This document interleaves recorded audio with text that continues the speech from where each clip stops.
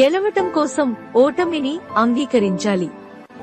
చాలా మంది చిన్న చిన్న విషయాలకే బాధపడుతుంటారు.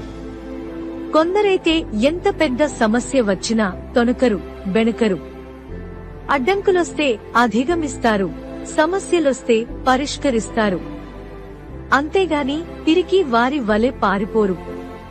మానసిక దౌర్బల్యాన్ని వదిలించుకుని జీవితాన్ని గెలవాలంటే మెంటల్లీ స్ట్రాంగ్ పీపుల్ వ్యవహార శైలిని అనుసరించాలి. అదెలాగంటే మొదటి మార్గం మార్పును ఆహ్వానించాలి.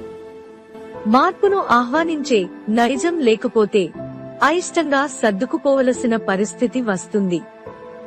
ఇది మీకు కష్టమే, ఎదుటి వారికి కష్టమే. కాబట్టి మార్పును ఆహ్వానించండి, ఆస్వాదించండి. రెండవ మార్గం ఆగిపోకూడదు. జరిగిన దానికి పశ్చాత్తాపపడుతూ మనలను మనమే నిందించుకుంటూ ఉంటే జీవితం అక్కడే ఆగిపోతుంది. కాబట్టి కష్టాలు, నష్టాలు అశాశ్వతాలనే విషయాన్ని గ్రహించి జీవితంలో ముందుకు సాగాలి. మూడవ మార్గం సవాళ్లను అంచనా వేయండి. రిస్క్ లేని జీవితం ఉప్పు లేని పప్పులా చప్పగా ఉంటుంది. అలాగని ఎలాంటి ఎత్తుగడలు, ప్రణాళికలు లేకుండా సవాళ్లను స్వీకరించటం తప్పు. కాబట్టి సవాళ్ల బరువు తూచి లాభనష్టాలు అంచనా వేసి ముందడుగు వేయాలి. నాలుగవ మార్గం అపజయాన్ని గెలవాలి. గెలుపోటములు సహజం.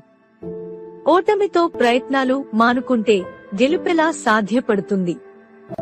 ఓడిన చోటే నెగ్గాలి. కాబట్టి తిరిగి గెలవటం కోసం ఓటమిని అంగీకరించాలి.